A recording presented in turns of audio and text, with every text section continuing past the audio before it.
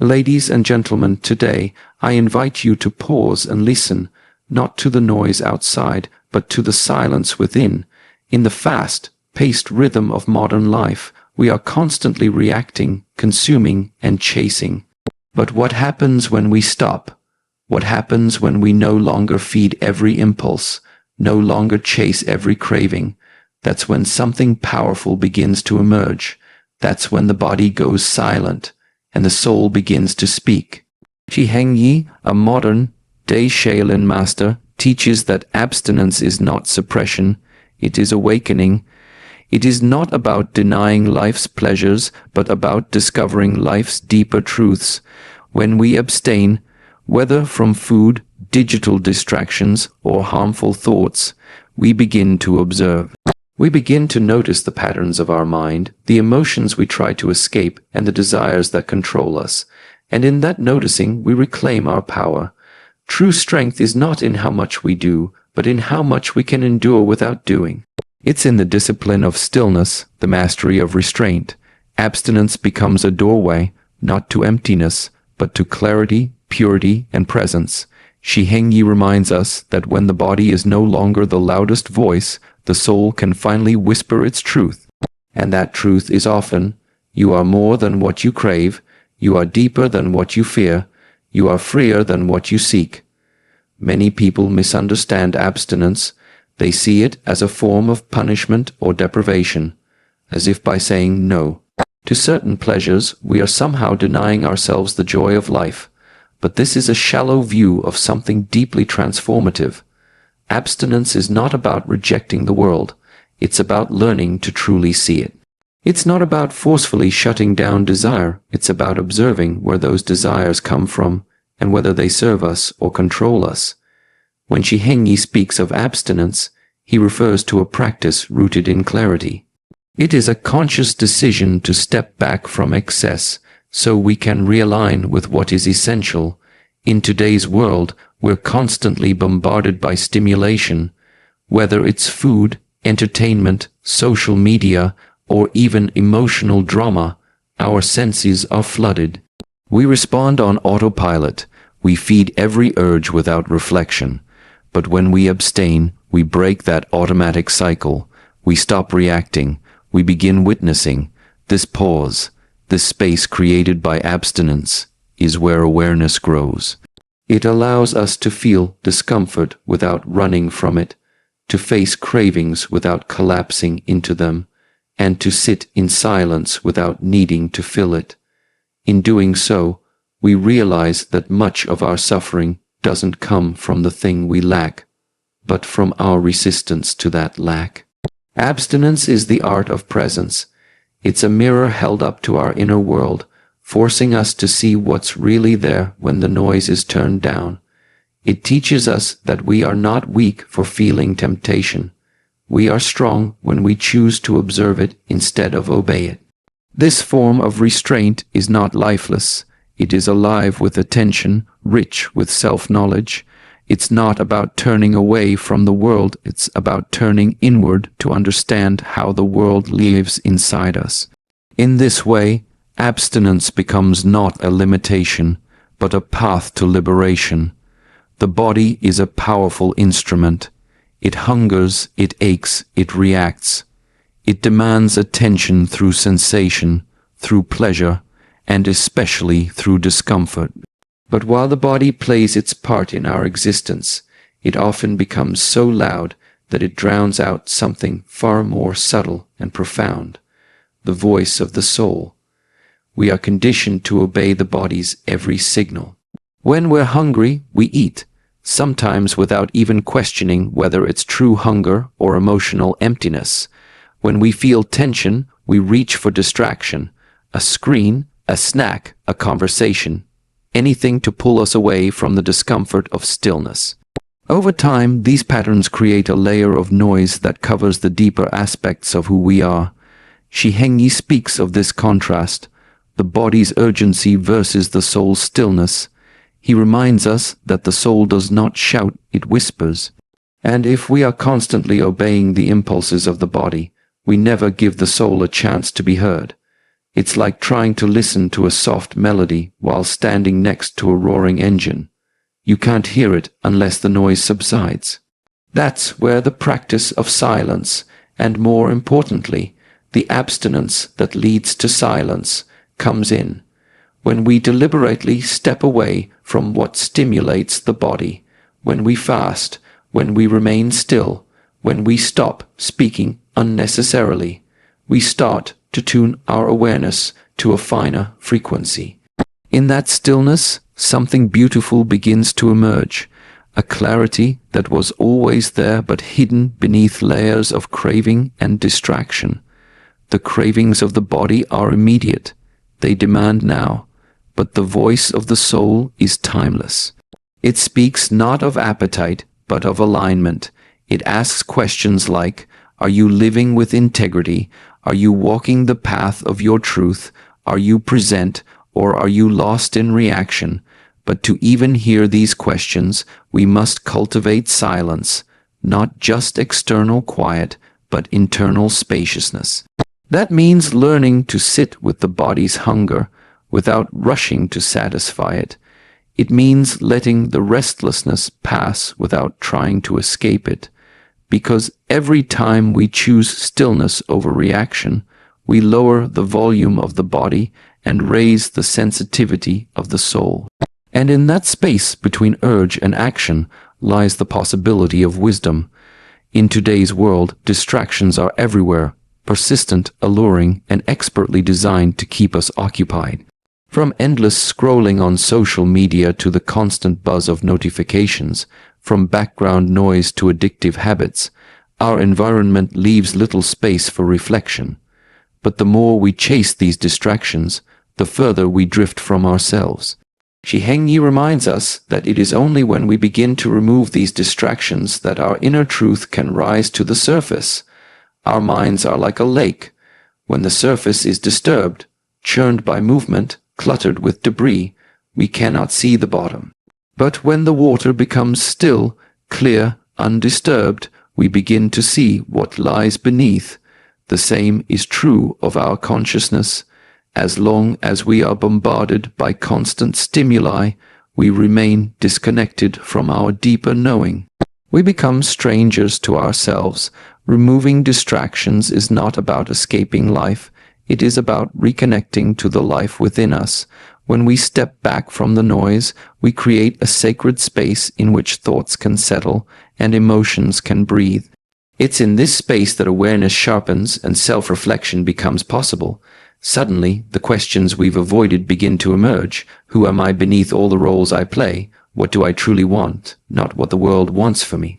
Shi Heng teaches that the practice of abstaining from external stimulation, whether it's through silence, solitude, fasting, or digital detox, is not an act of isolation, but of revelation.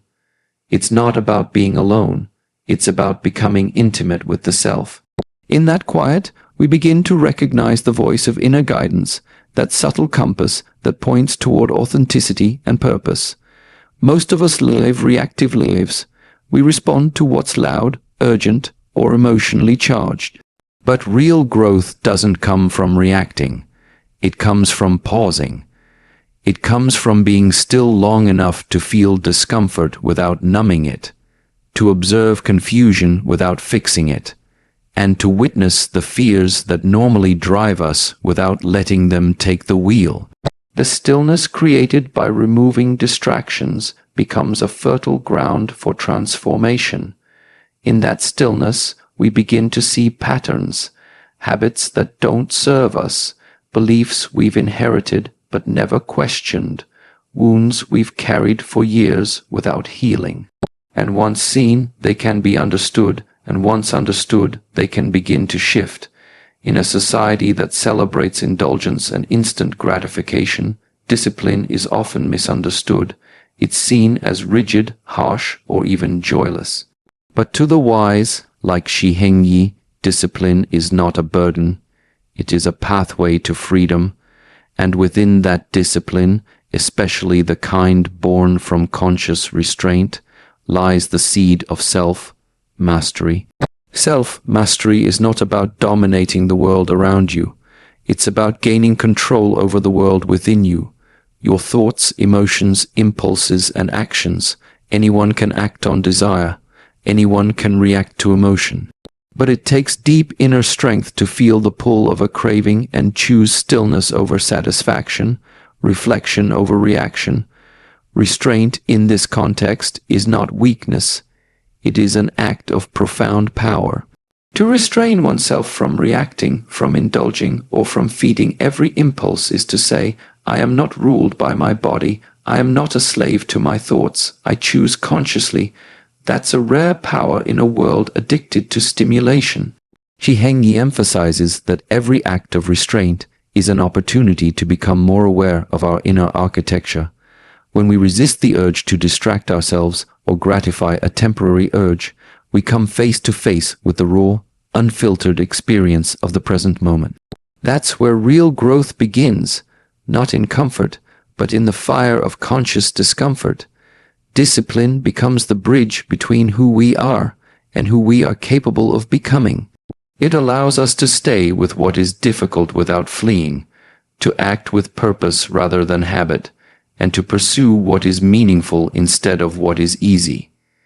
Each moment we practice restraint, we sharpen our ability to hold focus, remain calm under pressure, and stand firm in our values. This type of mastery cannot be taught through theory. It must be lived.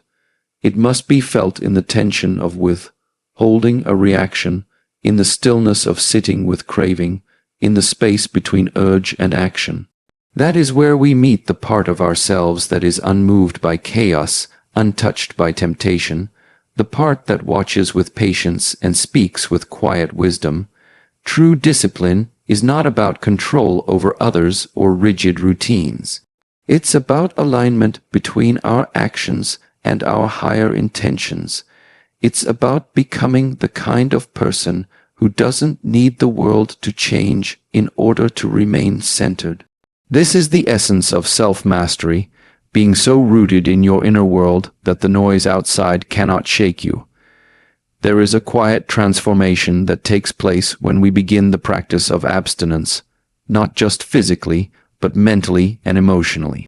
As Shi Heng teaches, abstinence is not only about refraining from external indulgences, it's about creating space for purification within. When we step back from the things that constantly pull on our attention, be it food, stimulation, or distraction, we create the conditions for a deeper internal cleansing to occur. Imagine your mind as a river. When too much debris stress, distractions, compulsions, clogs the current, the water becomes murky, thoughts get tangled, emotions surge without clarity, reactions become habitual, we lose sight of our deeper self beneath the surface noise. Abstinence acts like a filter. It slows the current and allows the impurities to settle. Over time, the water clears and what lies beneath comes into view. By consciously choosing abstinence, we begin to notice how much of our mental and emotional activity is triggered, not chosen. We begin to realize that many of our thoughts are not truly ours. They are conditioned, repetitive, and often driven by fear, desire, or comparison. The practice of abstaining, whether from food, media, or compulsive behavior, helps to quiet the static and allow space for authentic thought to arise. This purification is not always comfortable. In the beginning, abstinence brings up restlessness, irritability, even fear. That is the mind and body detoxifying, reacting to the absence of their usual distractions. But if we stay with the process, if we breathe through the discomfort and stay anchored in awareness, something begins to shift. Emotions become clearer, not louder. Thoughts become simpler, not more chaotic. What remains is stillness without suppression, clarity without force. Purification through abstinence also reveals the emotional patterns we often avoid.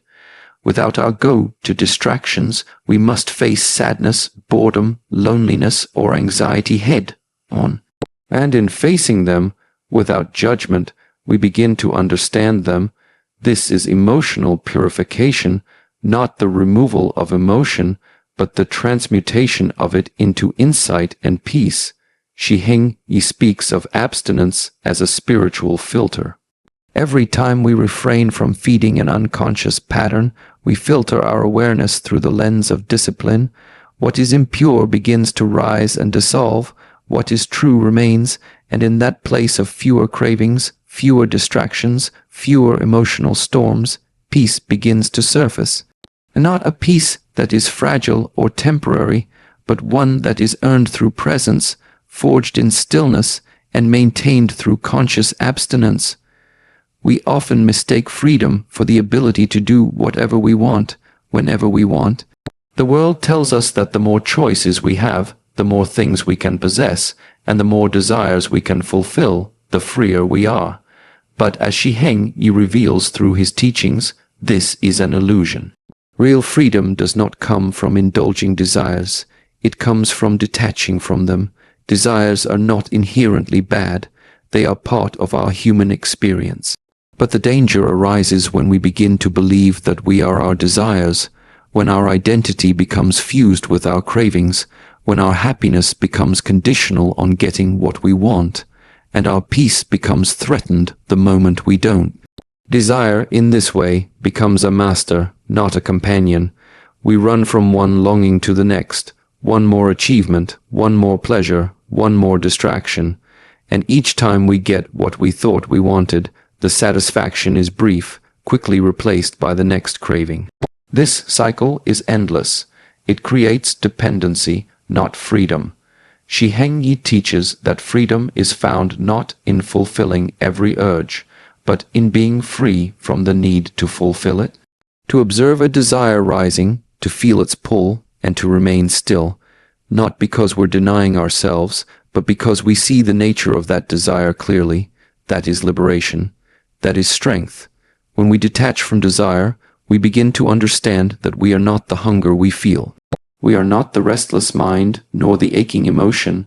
We are the awareness behind it all, the space in which these desires rise and fall, and in that recognition, a shift takes place. What once controlled us no longer has power. The craving might still appear, but it does not dictate our action.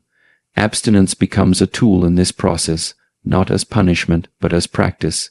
It is through abstaining from desires that we reveal their hold on us. And by facing that hold without fear, we begin to loosen it. Over time, the desires become less urgent, less defining. We begin to live more consciously, more simply, more intentionally. True freedom, then, is not in satisfying the appetite. It is in no longer being possessed by the appetite. It is in the ability to be content without needing more, to act not out of compulsion, but out of clarity, to choose presence over pleasure, stillness over stimulation. This detachment does not make life dull or empty. In fact, it brings us closer to life than ever before, because we are no longer seeing through the fog of craving. We are no longer looking outside of ourselves for fulfillment. Instead, we begin to experience life as it is, not as we wish it to be. And in that state, we realize that most of the things we chased were only distractions from the peace that was always within us. In a world filled with noise, constant alerts, endless content, pressure to perform, and emotional overstimulation, it's easy to lose touch with the still, quiet presence within us. The soul, our deepest and most authentic self, does not compete with the world's volume. It does not shout over distractions. It waits patiently in silence, in stillness, in moments when we finally choose to pause and listen. Shi Heng often speaks of the importance of inner silence, not as emptiness or void, but as a rich, fertile ground where wisdom emerges. He reminds us that chaos is not where we find truth, it's where we escape from it. The chaos of life, the drama, the cravings, the external opinions, drowns out the voice of the soul, and in that noise we become reactive, disoriented, and emotionally fragmented. But when we practice silence, not just outwardly, but inwardly, we begin to hear something else. We hear the subtle voice of intuition, the calm guidance that arises not from thought, but from presence. This voice doesn't offer quick fixes or loud proclamations. It offers gentle truths, reminders of what really matters, insights into who we are beyond the surface, and clarity that was hidden beneath the layers of noise. Stillness is not a passive state, it is deeply active. In silence, the mind doesn't shut off, it settles, and in that settling, we begin to perceive more. We notice our thoughts without becoming them. We feel emotions without being swept away. We become observers of ourselves, and in that observation, wisdom naturally arises. When the body and mind become still, the soul finds room to express itself, not in language, but in understanding. It might arise as a deep knowing, a sudden insight, or simply a sense of peace that has no cause. These are not things that can be forced, they can only be received, and they are only received when we create space for them. This is why stillness is so essential. It is in stillness that we recover our essence.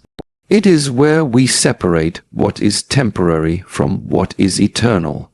In the silence, we meet our inner teacher, the one who does not speak in words but in awareness, who doesn't chase outcomes but simply reveals truth.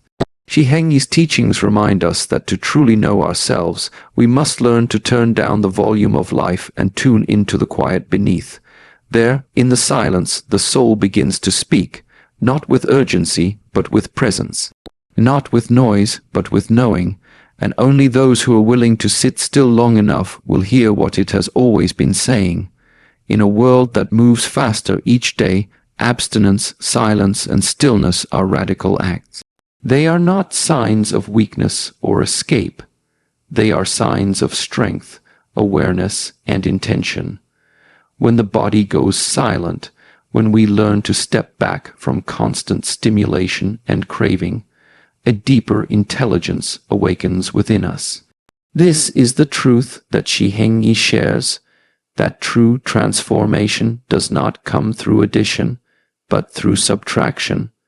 When we let go of what is noisy, artificial, and conditioned, we make space for what is timeless, authentic, and pure.